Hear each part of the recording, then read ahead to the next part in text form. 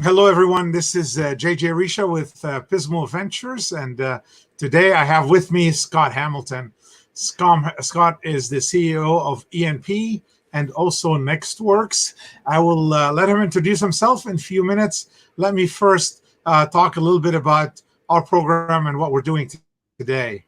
So we've been really doing these live broadcasts for a few months now, bringing on really thought leaders and movers and shakers in the community, trying to really help businesses and entrepreneurs with their business needs, with their investment needs, and really trying to help them build, grow, and sell their businesses as they wish.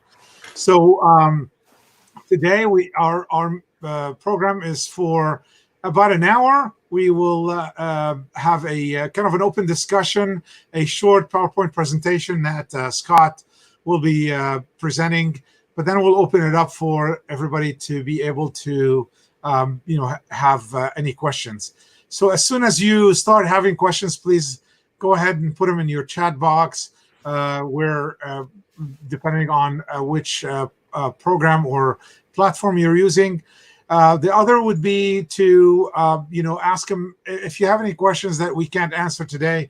You can always email them to me at pvinfo@pismoventures, and then I'll be able to send them to Scott. If you have not subscribed to our platform on YouTube, please go ahead and subscribe to our YouTube channel, so that way you get updated with all the new events and recordings that we have. This specific program will be available and recorded by tomorrow morning on the YouTube channel. And so that way, if you want to review it or pass it along to other colleagues or friends, you can do that. Just want to talk a little bit about Pismo Ventures and what we do. Just here quickly on the screen.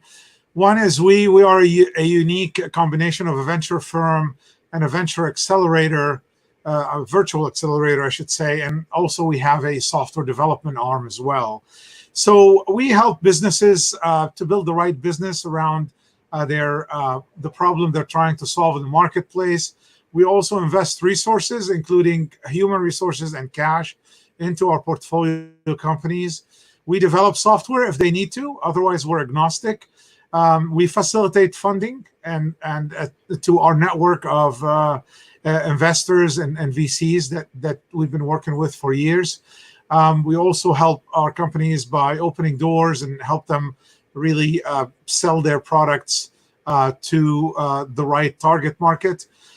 We also are building a fund this year. So by the end of this year, hopefully with this COVID situation, it delayed really our progress, but we will have a fund to invest in our portfolio company. So we are a value-based hybrid cash and equity startup-friendly model. We also engage on a month-to-month basis. We don't have any long-term contracts. And we are a true business partner and investors in our portfolio companies. Here's Scott. Scott, thank you for being here today. We appreciate being here. Please introduce yourself and tell us a little bit about you, about ENP and NextWorks. Hey, JJ, great seeing you. I would look forward to the day when we can see each other in person. We go back to those days. But yeah, thanks for the invitation this morning, and welcome to everybody who's made the trek online after the July 4th holiday. My name's Scott Hamilton. There are two things I do. One is, of course, known for running the Executive Next Practice Institute, which is based at the University of California, Irvine, Beal Applied Innovation. Of course, Executive Next Practices, or ENP, as it's known globally, has been around for 11 years and has attracted several thousand leaders from across the globe who look at emerging trends and build potentially transformative strategies. So, JJ, we've been at this now for quite a few years, held north of 400 forums in different locations around the world. Many of our forums, however, we do hold right here in Southern California at UCI and other corporate locations. The other part of my world that I would want people to know about is NextWorks strategy. And NextWorks strategy is a team. If you want to think about McKinsey or some of the others, that's fine. But we do focus on that middle market area. primarily. Network Strategy is known for working with these firms anywhere from 10 million in revenue all the way up to $7 or $8 billion in revenue to help them fundamentally operate better, take their strategy, put it into a method where they can actually move and act and execute on that strategy and align their entire workforces and their customer base to that strategy. So that's what we're known for. And so some of the thoughts I have today emanate from our work via Network Strategy. All right. Well, very good. I know you have a short presentation that you want to, kind of share with our audience. So let me put it up on the screen. And like I said, there's some questions. One question already popped up, but I'll let you do the presentation first, and then we start answering some of these questions. Yeah. We definitely want to make this interactive, but I want to kind of set the stage for all of us also. And so let's start with this. You should see our full screen here. Yep. We're talking about the future. And so there are a lot of elements to this in terms of strategic planning, scenario planning. And so I just want to kind of level set with your audience about all the different facets and what we found to be most effective. So I would say to you today, JJ, welcome to 2020, because we've in fact had a reset that should benefit most everyone. Multiple crises or quote crisis happening at once. But in fact, here we are at the very middle of 2020. So many of the folks we work with are looking at July 6th, Monday, July 6th today as the new start, a fresh start, and taking a hard look at where they're going for 2020. So I would say, I looked at this, as you and I were talking earlier before we went live, we're very optimistic. This is a time to be thinking very deep and thoughtfully about the value you represent to the market and where you intend to go for the remainder of 2020 and on into 21, 22. So, when we talk to our members who are CEOs, CFOs, COOs, here's what they're saying. Some are saying, look, we're barely hanging on. We flied for 3P. We've been trying to cover our P&L. We're trying to take care of our employees. Some folks are still just barely hanging on. On the other side, they're excited about taking on the challenge here for the back half of 2020. So we're on this kind of precipice, if you will, of both panic, but also excitement about where we can go from here. And it is a day-to-day slog right now. That's what most people are saying. So let me just take you back for a minute. We did a survey of 3,000 CEOs back in January, February, and here's what they said. The actual results came out January 29th. This is what people were saying. Their challenges for 2020 were this. They were concerned about being blindsided by a competitor that they hadn't seen, that came from their applied side, right? Secondly, they were concerned about it being adaptable to markets. They were concerned about the pace of markets and being adaptable. They were concerned about their skill sets, their capability, their organizations to innovate through all this change. And fourthly, they were concerned about executing strategically. So guess what? Well, were they wrong, weren't they? Yeah. So nothing's changed, just got more intense about what's happening. Oh my God. Those challenges, as you know, those challenges are still with us. And then to further this, let's take a little bit of data here that came from our friends at McKinsey, who have been doing a running study of CEOs. And here's what they said. This data is fairly fresh within the past 3 weeks. And when they surveyed CEOs are saying that this current crisis will probably change the way they do business for the next 5 years, at least that period of time. Secondly, 85% of those CEOs are concerned that this crisis will have a lasting impact. And you look at the airline industry, of course, they're looking at a long-term impact. Here's your opening for everyone. Only 21% of the CEOs felt like they had the expertise, resources, commitment levels to pursue new growth and new innovation successfully. So they need help. they're freely admit it. This is all hitting them at once. They need guidance to get through it. 2/3 believe this is the most challenging time they'll ever have in their corporate career. And so they're... Wow, that's pretty amazing. Yeah, it is amazing. And as you and I know, it all comes from your personal life experience. For some people, their entire life has been a crisis and dealing with crises, and they've managed through. You know that personally. I don't know about career. It could be a life, really. I mean, people talk about career, but this is, Yeah, for many people, it's the biggest challenge they've ever faced. But here's where they're optimistic. 3/4 of them believe the crisis does create a significant arena for growth and innovation. So they're optimistic that that growth is there. So there's our opportunity. So let's just look at it this way. When we talk about building your scenarios, building your future for the rest of 2020 and on beyond, let me just level set with a couple of definitions here. And here, I can't get into all these techniques. We can talk about them with the audience here as we go on, but let me just give you some of the techniques we can use to look at the future. One is what I call past casting. Past casting. That is, let's project about what might happen, and then from that future, go back in time and say, what could possibly go wrong to reach that future? Or we've gotten to that future, how did we get there? So for example, look into 2021, you say, okay, we're going to be in X market. In that market, we're going to be the market leader. Well, how did we get there? Or what mistakes did we possibly make to get to that point? So past casting takes you forward, but then takes you back to say, all right, how do we get there step by step? That's a technique you can use. Contingency planning. I think most people are familiar with contingency planning. So you've got a plan B or plan C, plan D in your pocket in the event of an emergency. It's usually a crafted out playbook for an emergency. In other words, you've got it fairly well detailed. If X happens, if a market goes away, you've got a contingency plan, a backup plan there. In this environment, that may not be the case for many people, but in some cases, they're using parts of their contingency plan that they had in place in the past. So that's a technique that could be used. Forecasting, we're all familiar with.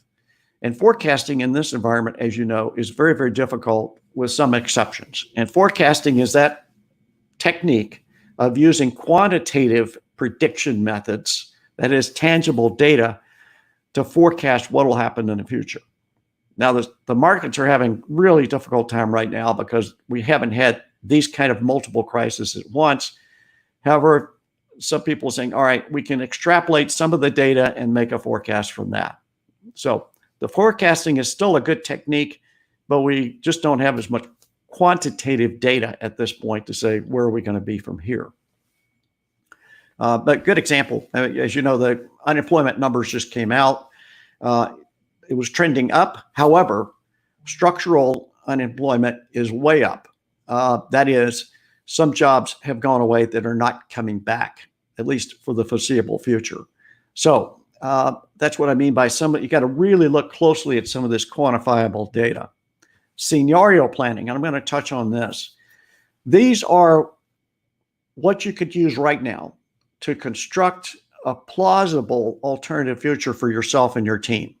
That is, we're looking forward 1 year, 2 years, 5 years, 10 years. What could our future look like? And try to construct that and then pick out techniques and plans and operational plans that will get us to that scenario. Again, scenario planning says there may be multiple outcomes. And I'm going to get to how you do this in just a second. So that's another technique we have in our toolkit. Trend analysis. Everybody's familiar with that. You kind of look forward. But again, in a crisis like this, sometimes the trends are not going to help you progress or forecast what's going to happen next. We're looking for outcomes from visible patterns. And right now, in some cases, we're not getting visible patterns just yet. So we're having to watch day by day what is bubbling up, what is coming. And to that point, this last point is we'll look for weak signals of change, what we call horizon scanning. Now, this is an interesting one because it's particularly interesting right now in this kind of situation, and here's where your opportunities are for your audience, by the way. As you look at different markets, industry sectors, this idea of weak signals of change, there may be things that are coming up, new value propositions, new customer behavior, customer buying behavior patterns. You look at the automobile industry, for example, finally shifting more to an online model and gaining traction there. Is that going to be a permanent change? So you're starting to see these kind of individual signals, which may or may not portend a change there. So again, a combination of these what I call uncertainty toolkit will help you get through this and better help you plan for a successful future. So let's drill into this just a second. This is where we would call for nonlinear thinking, and my only Star Trek example this morning. This is the three-dimensional chessboard. That is, it requires three-dimensional thinking about what's going on in the marketplace, not two-dimensional, not linear, not if X happens, then Y happens, but really thinking through the entire landscape, maintaining a peripheral vision, and then coming up with some decisions. So again, this idea of looking beyond what you're seeing in a non-linear way. So part of this is it going to impact your core purpose? We've got entire industry sectors right now that their fundamental core purpose may have changed. How they deliver to markets, how they go to market, how they operationalize things. Their core purpose may have changed. So that's question one you want to ask yourself here. Secondly, can we build across our entire organization this idea of strategic foresight? That is, every member of our team being able to look into the future and have the imagination and creativity to come up with new ideas. So strategic foresight is a focus right now. And then thirdly, design thinking. And design thinking in this world now means design thinking that includes as many people as you can on the forecasting, and also be prepared for reappraising the directions you make. So I just suggested to you, July 6th, you're going to start on your new strategy. August 6th, you're going to reappraise that strategy. September 6th, you're going to reappraise that strategy. So it's a cycle right now, a tight cycle of looking at the decisions we make, pressure test them, and move forward. So again, also part of this is when I say inclusion, I mean including the team. That means a diverse team. That means a team that represents all your stakeholders. Get as broad and wide as you can to include as many opinions as you possibly can in this period of time. So let me just get practical with you, because I want to get to any questions people have here. Here's what we suggest as a step right now, and it's called the virtual offsite meeting. Now you see a picture of some of our clients that were in a room just 4 months ago. Now these meetings are being held online using Zoom, Microsoft Teams, StreamYard, you name it, all these new virtual techniques that have been there. Now they're just getting better and better. So it's the virtual offsite team. You're just pulling people together. And this is usually facilitated and orchestrated. This is one of the things we do, obviously. First, when you're planning this virtual offsite to construct your new future, get the right people in there. Because if we want to tap the collective intelligence, which we'll talk about a little bit later on, can you get people that not only perceive the future, but also can think about it and act on it? So those three elements. Can they perceive what might be possible? Can they think it through? And can they act on it? Those are the key stakeholders you want in this virtual offsite meeting. Those are the skill sets that you want represented. Again, a good cross slice of your entire workforce is desired here. Secondly, you're looking at your current strategy. What did you assume and what did you expect out of it when you put it together last year or the year before?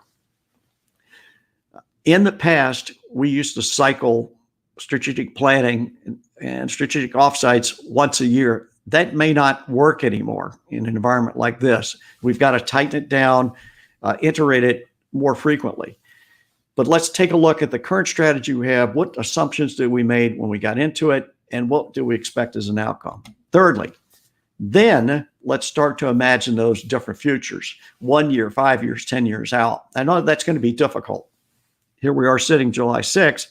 What's it going to look like July 6th of 2021? Difficult to pretend in a lot of marketplaces. But if we can construct that plausible future, then we've got something to start aiming toward.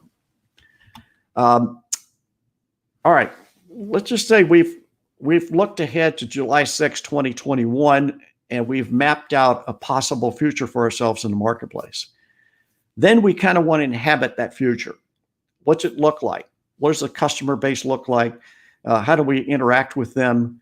What are the financial flows? What do operations look like? What's regulatory look like in that new environment? So we kind of inhabit it so we can start to feel what it look like and what it's going to take to get there. Isolate and identify. So as I mentioned, once we've got that future identified, what do we do now, right now, that would allow us to operate in that future? So again, we've looked ahead to July 6, 2021. What elements, when we got to that future, can we start to enact now? What can we actually operationalize now? Is that possible?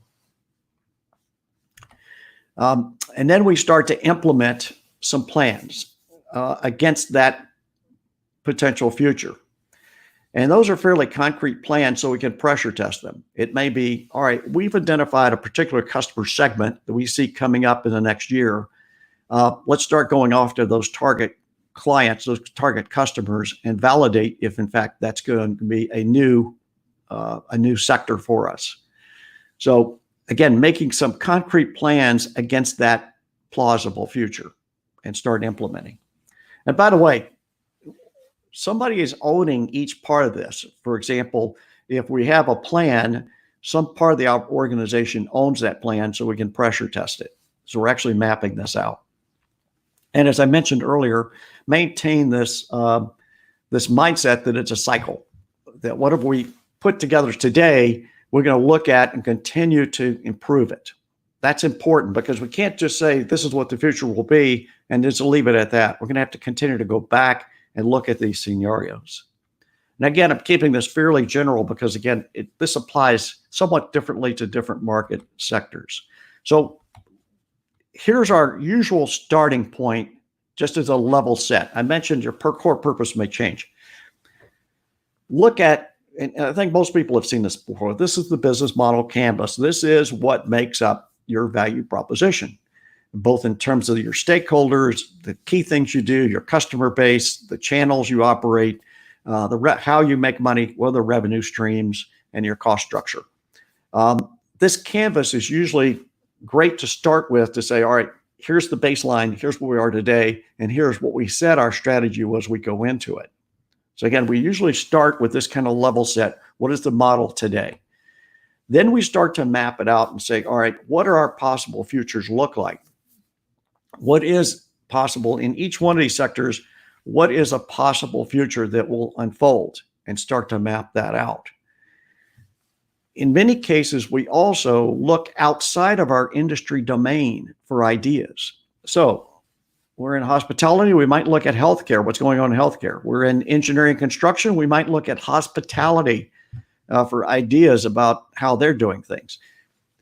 This is where it's really important for you and your team to look way outside your current paradigm, way outside the box you're in for potential ideas. In fact, this is what we, as JJ, you probably know, this is what we've been doing at Executive Next Practice now for 11 years, is bringing different sectors together, different industries and different types of functions to look at things from a different perspective so that we can uncover new ideas based on the collision of these different industries and looking at things in a different way.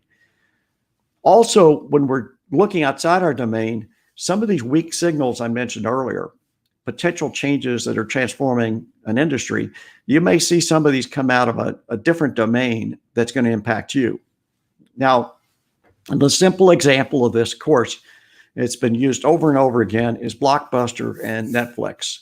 when you start to see an emerging technology like streaming and its impact on brick and mortar, which Blockbuster saw but chose not to go that direction. It's the old Kodak example, not making the leap into digital photography. They saw a weak signal of something emerging in the digital arena, chose not to do anything about it. They don't want to cannibalize their core business. So again, we're looking outside our domains for what is potentially going to change for us. All right. Another technique at this stage, we've looked at our business model. We start to map out and get some ideas from outside our domain about what's happening. Then we go through an exercise potentially of what we call blue ocean development. Some of you have seen this before. This is where we create those next practices. That is a next practice that will fit our future, not somebody else's. And this is where we create competitive differentiation. So the next practice ideation exercise is this. We look at our current business model and we start to forecast ahead and say, all right, what are we going to eliminate to get this to this new future? What is standing in the way of us reaching our future? What can we eliminate that will save time, resources, investment? What can we eliminate? Secondly, what can we create to take us to that new future? What are new practices, policies that were created that nobody else has? What can we start doing that will improve that customer value and our overall effectiveness? So those two questions, by the way, when you ask yourself these questions in that virtual offsite, will generate, if you've done it right, hundreds of ideas that will accelerate you toward that future. Then there are a couple of other questions about, what are the strategic business actions we can take? And then what kind of culture do we want that will support this future that we see? And in many cases, that culture means a greater emphasis on diversity and diverse thinking, on inclusion, on working better as a team, at flattening the organization, at structurally doing things differently in terms of how you manage people. And the virtual environment is helping this accelerate this, by the way.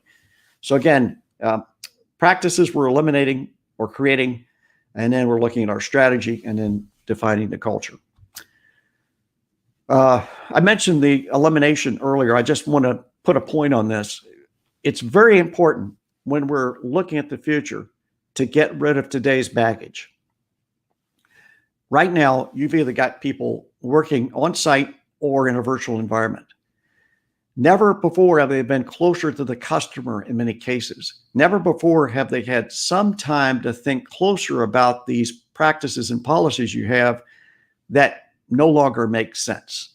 And over the past 12 weeks, we've had companies and their employees tell us they've uncovered things that they've done once they're under the microscope of a virtual environment. They're looking at these practices and they're saying, why are we doing this? Why are we making the customer do 5 things when they could only do 1 thing and get the right answer? Why is it taking 8 levels of authority to make a purchase when only 2 will do?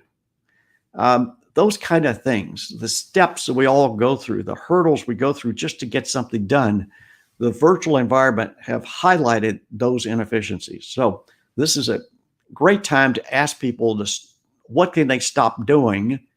What can they change or eliminate that will free up their time and free up resources? That's a big one right now to get to that future.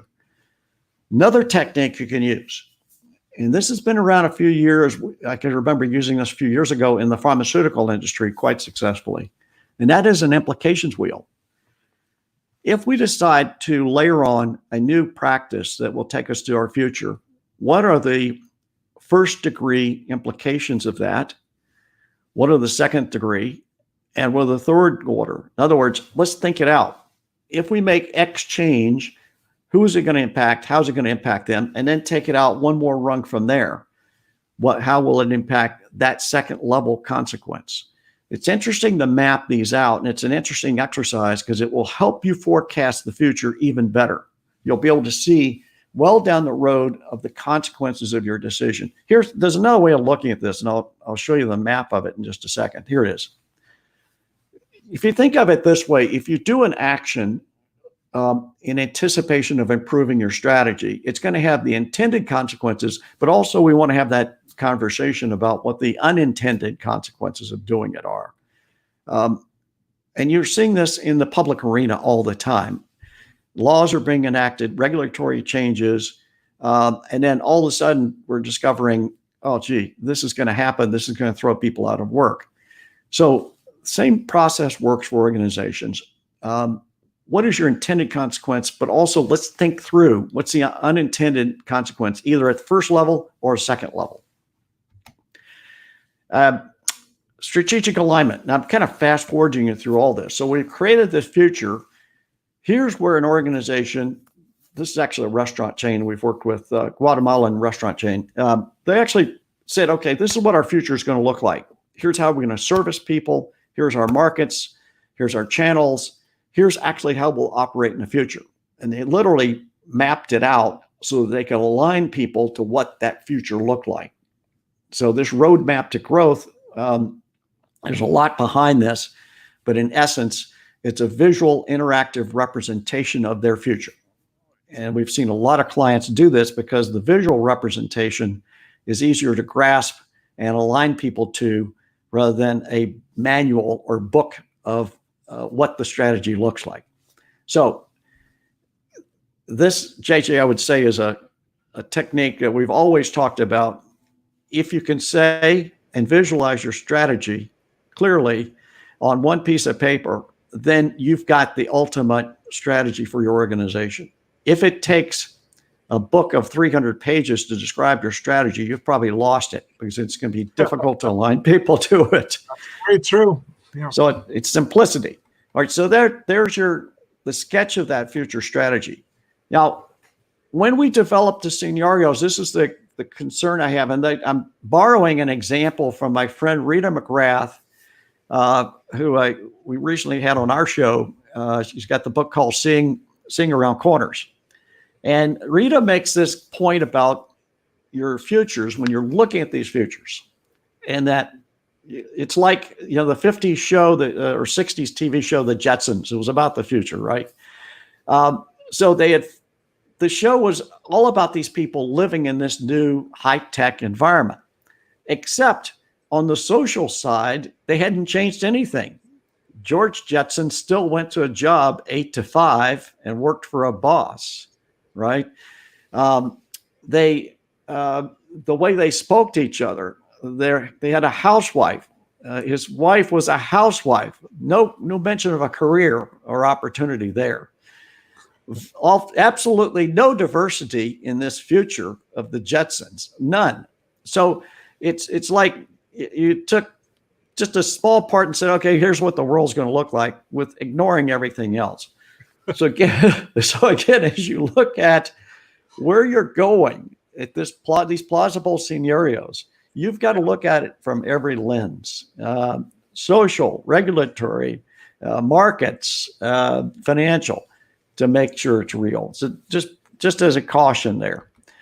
Musk is always great at this. And a lot of times Musk doesn't even believe in a plausible future. He just does it. And he's done this over and over and said, I don't care if it looks like a plausible future or not. This is what I think is going to happen. So he looked, whether you look at the solar side or electric side, but his first principle of scenario development has been this. He said, look, the good ideas, they will get voted on and they will get rewarded. So he said, that's his first principle. He said, just go after it. Eventually it will test out, maybe not immediately, but the good ideas will always make it. And then finally, I just want to leave some critical, before I sign off the slides here, just some critical capabilities we see for this developing your future. One is your team, your leadership team, and development of your entire team has got to have an imagination. They've got to be creative. So a lot of times when we take people into these virtual offsites, we spend the first several hours just on games, role-playing, future type exercises that trigger people's imagination, trigger their creativity about looking at what possibly can come. we'll literally throw up images on a screen or around a room of what the future might look like to kind of trigger some ideas for people. And again, we will throw up images from outside their industry so that they might extrapolate those ideas from those industries.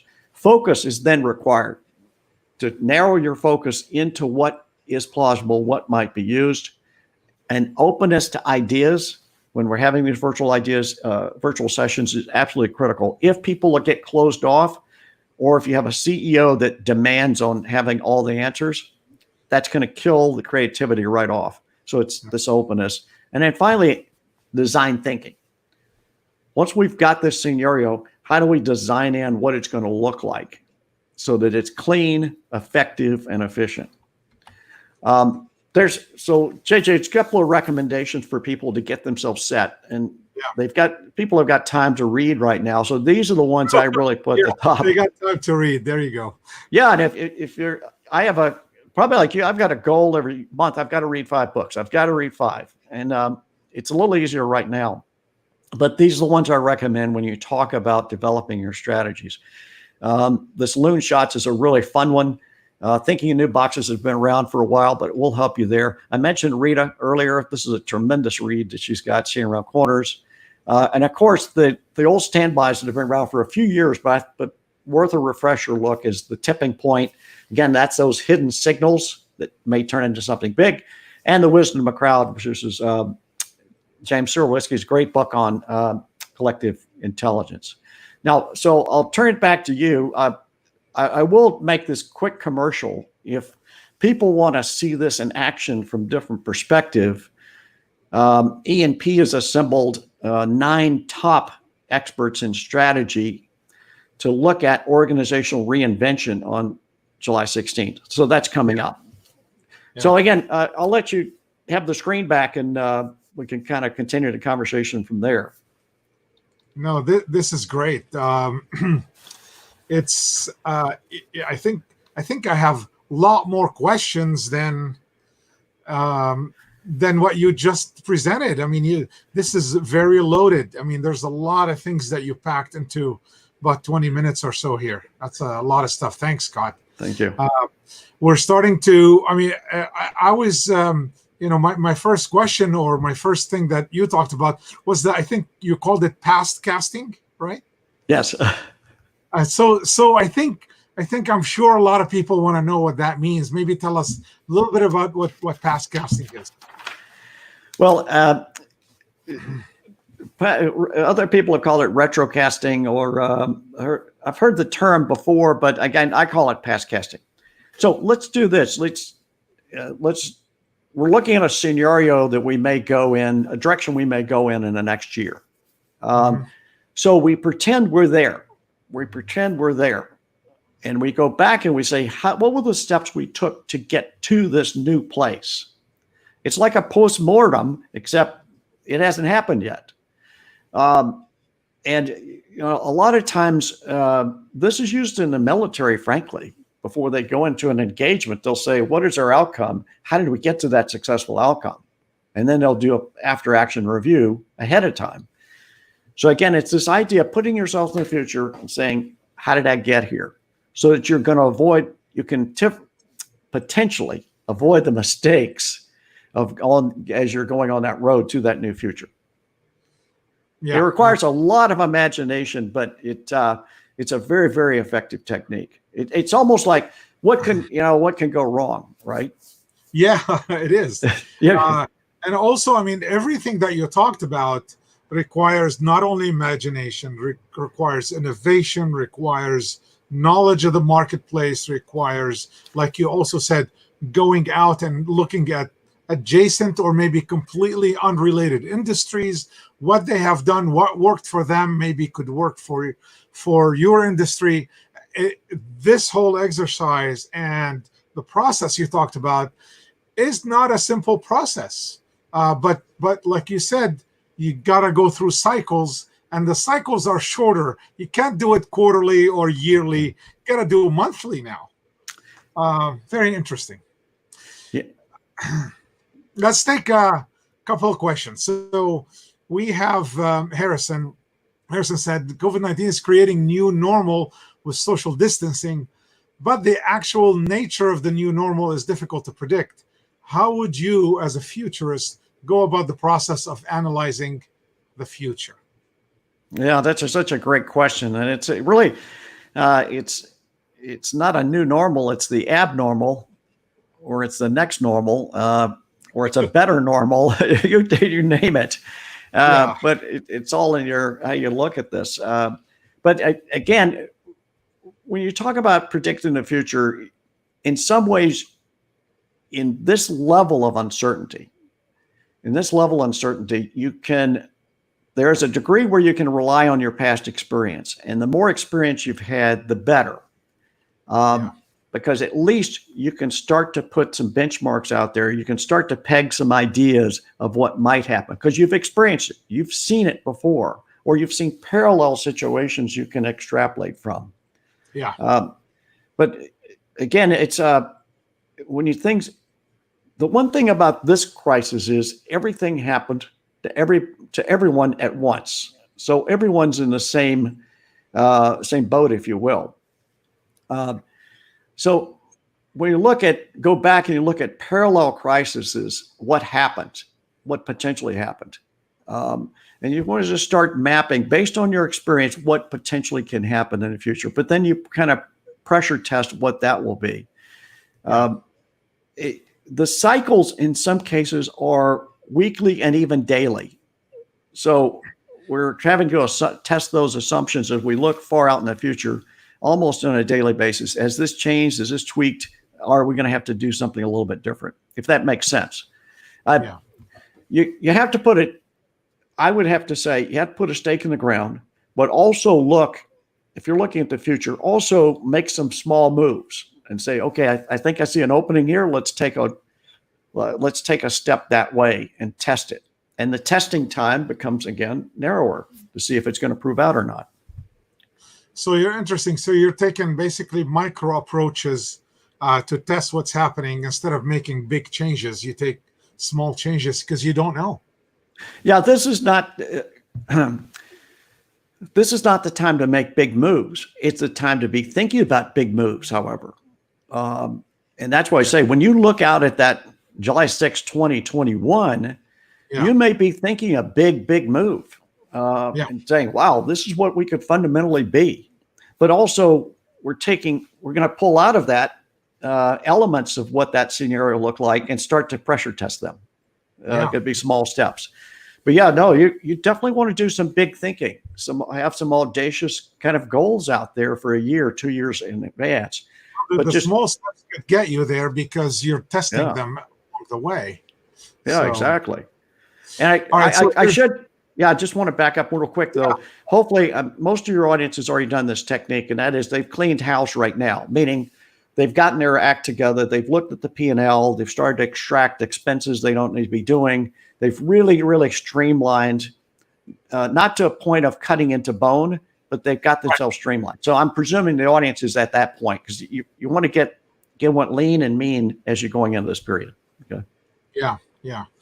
Wilson Hago says, what are your favorite sources or publications or market reports for spotting the future trends? Yeah, that's such one of the techniques.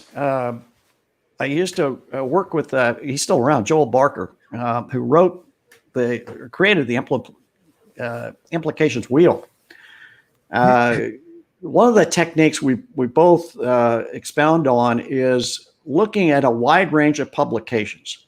You can't look at all of them. So if you've got a team of 2 people or 20 or 200, start to assign your teams different publications to look at. Again, not always in your industry sector. So you're going to have the standard ones where you look at the Wall Streets and the Barron's and your own internal industry reports.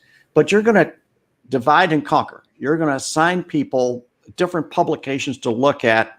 And those publications may not be about your industry. And the assignment is look for these potential emerging techniques, trends, happenings that might impact us. Or if you see something gaining traction, right? What's it looking like? And then converge your team. This is a great exercise. You converge your team bi-weekly or at least once a month and saying, okay, what are we seeing out there? What are we hearing? Don't try to do this all yourself. Leverage your team expertise to do this. Yeah. And it's a great way of quickly picking up some of these emerging trends. That's good. John Murphy asks, how do you incorporate execution risk into this thinking?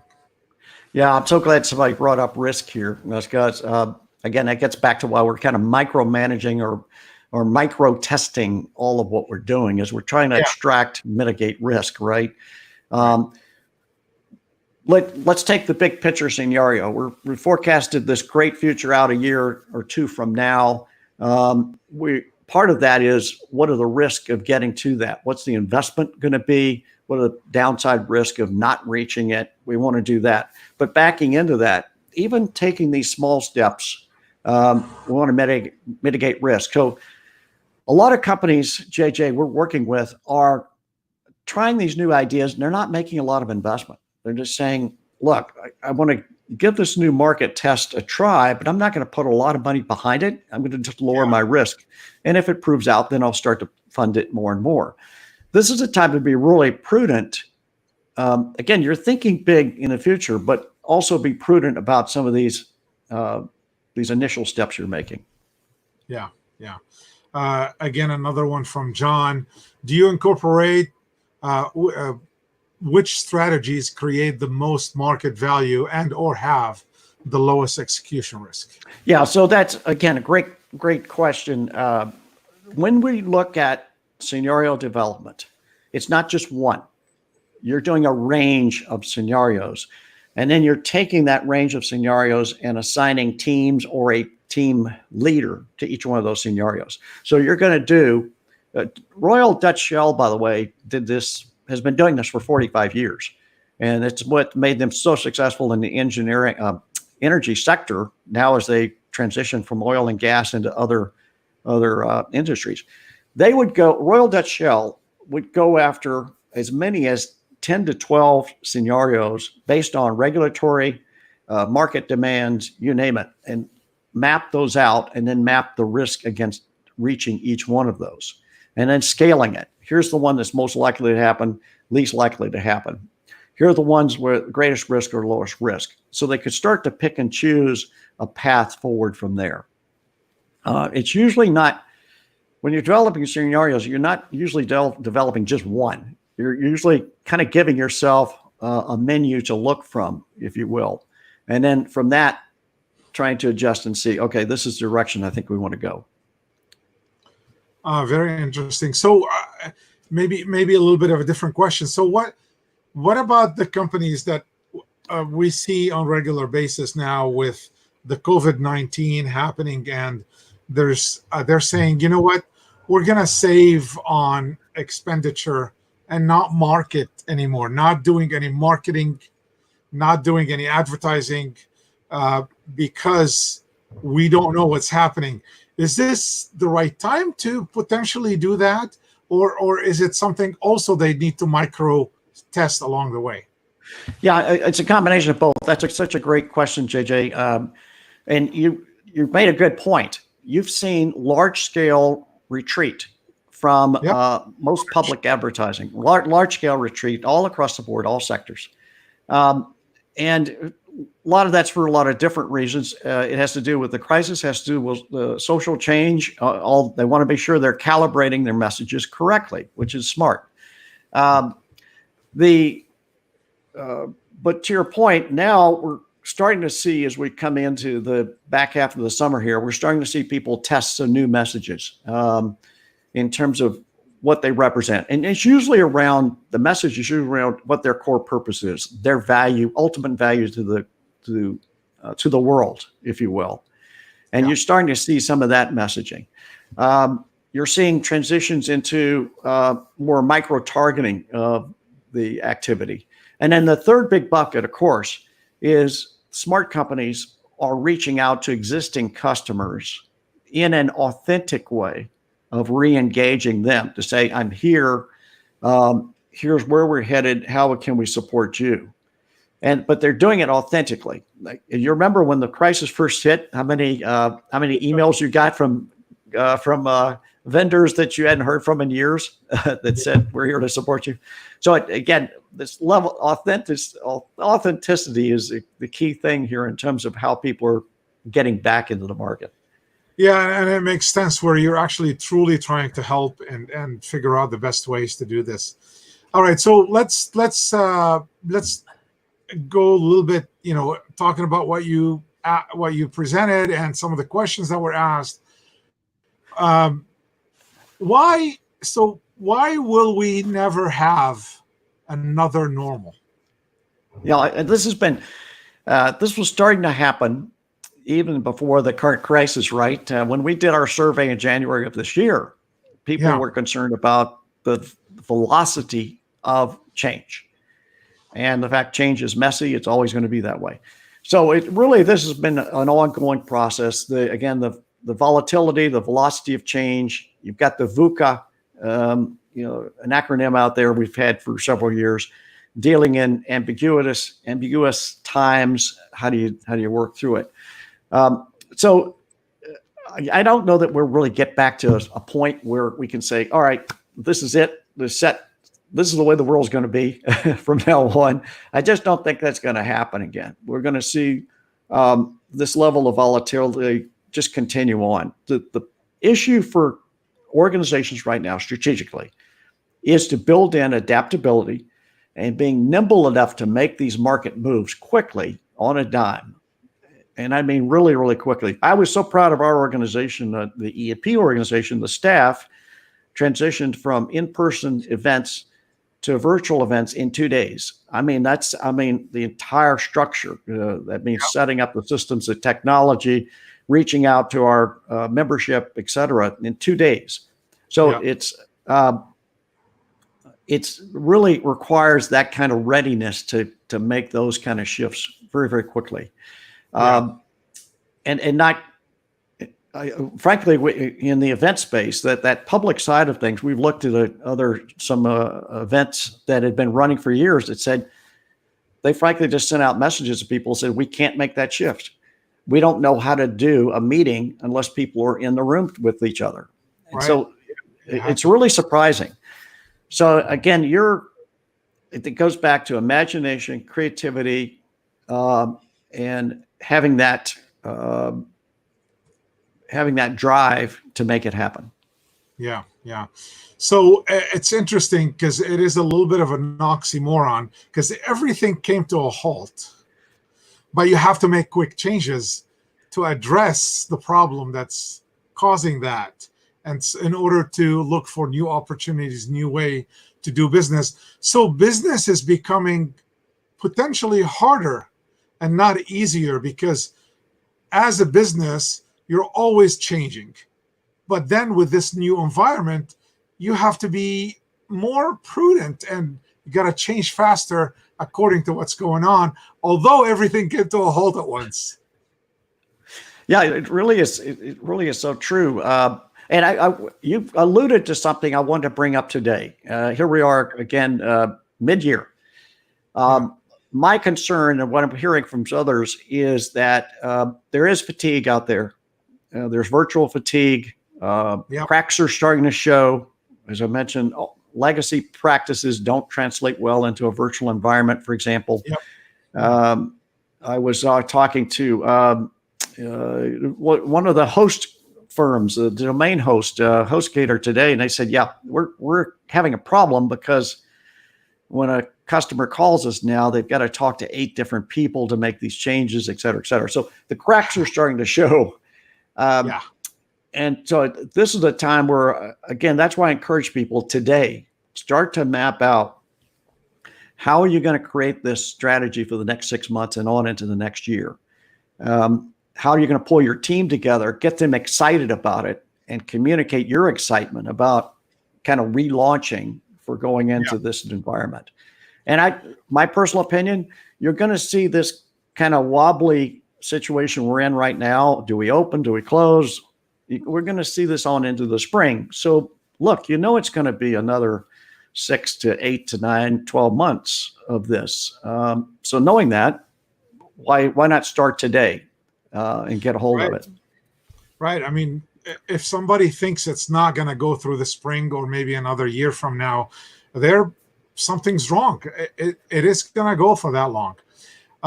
You touched on something that I thought was really interesting. And so why do most new ideas come out of remote sector versus within the industry? Yeah, it's the old thing that we're too close to the issue, right?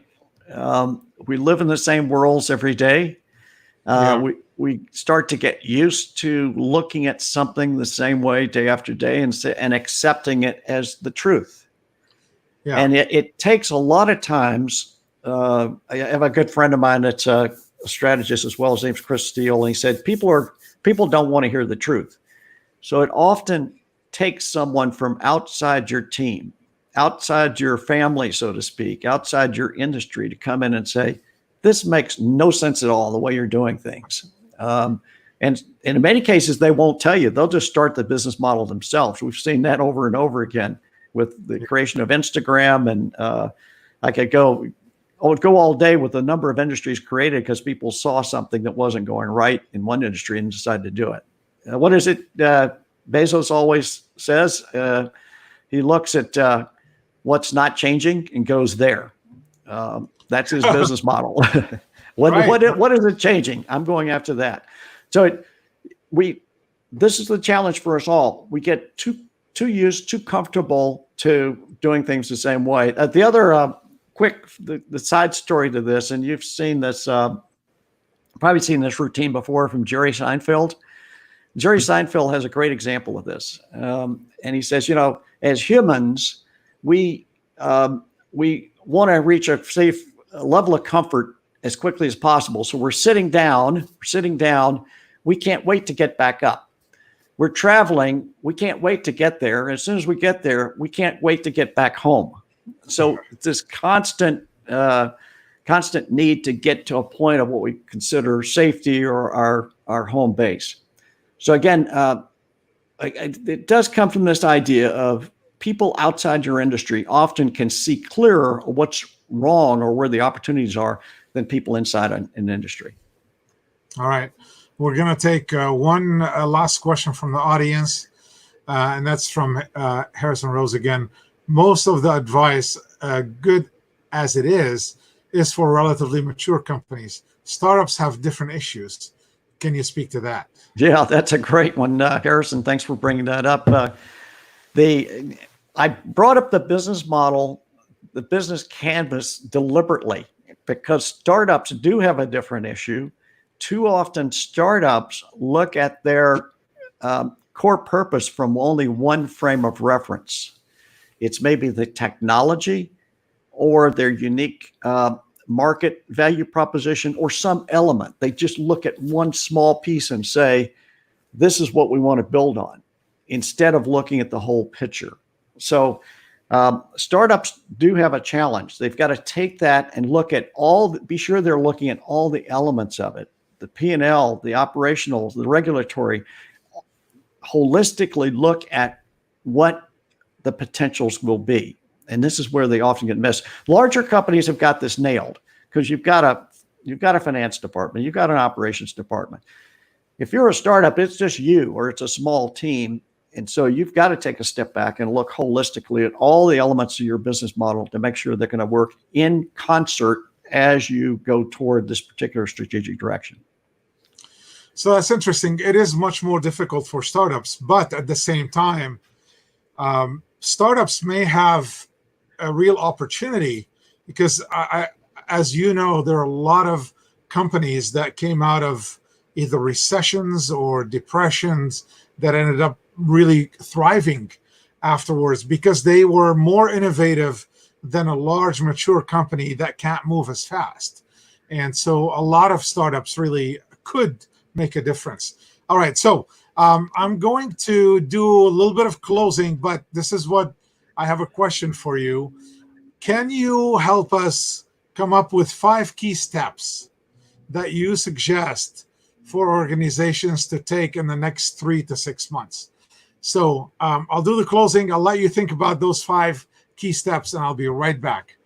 So everyone, thank you for being here today. We're just at the end of our broadcast for the day, and Scott is going to still come back with 5 key questions. I hope I didn't put him on the spot.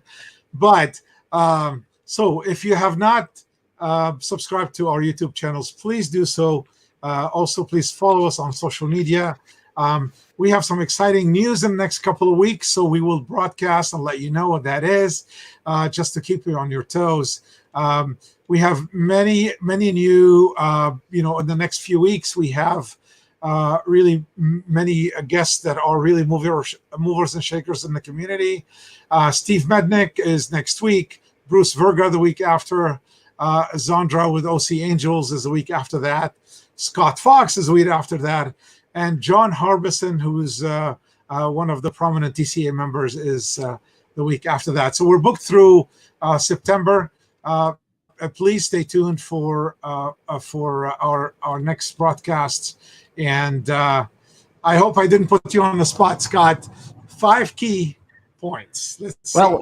Yeah, we'll just take 5 quick steps quickly. By the way, kudos on your lineup of people, all great people from the Orange County Innovation ecosystem. I'll look forward to seeing them as well. Great people. So the five steps. One is, again, pull out that business model today, not tomorrow, this afternoon.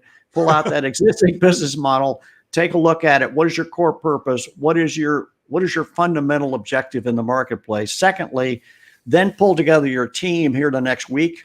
That includes your channel partners that help you make it work, your suppliers, your vendors, everybody else, your key stakeholders. Pull them together on this virtual effort. Create a virtual offsite within the next 30 days that will look holistically and start to create those plausible scenarios that will take you forward for the next year, 2 years, 5 years. By the way, there are going to be, Mark Cuban says there's going to be at least a dozen unicorns created between now and next year that we haven't seen yet. They're going to happen. This is the opportunity you have. That virtual offsite, next 30 days. 4, out of that offsite, start small steps. Start moving now into new markets, new opportunities, new value propositions that you can create. And then 5thly, test those ideas immediately to make sure they move forward. If you start these actions this afternoon, I can guarantee you, before the end of this year, you're going to see significant progress. You're going to feel it. Your team's going to feel it. And they're going to gain that focus and imagination that you really, really need in this time of crisis.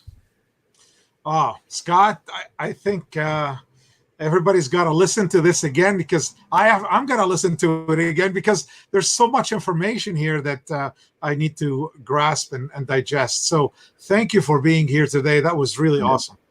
Thanks, JJ. So glad to be with you. Kudos to everything you're doing. Look forward to seeing you soon.